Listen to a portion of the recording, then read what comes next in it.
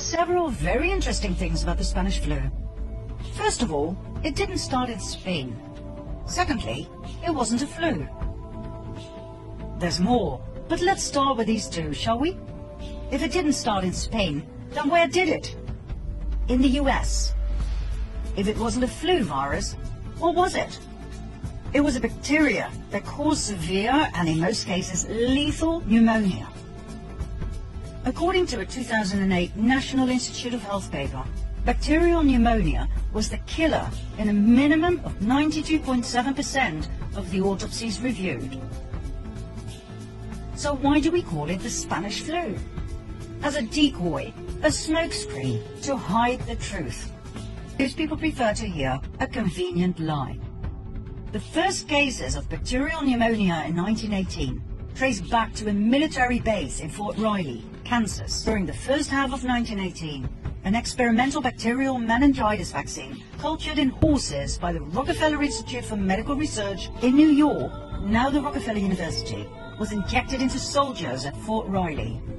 The so-called Spanish flu was a vaccine experiment gone horribly wrong.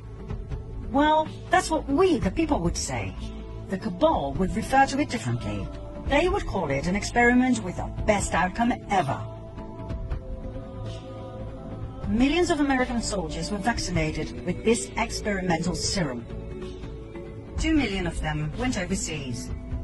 They fought under poor sanitary conditions, so the bacteria spread like wildfire wherever they went.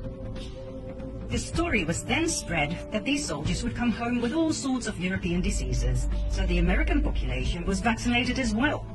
On top of everything else, the vaccines were distributed all over Europe. Only the vaccinated died.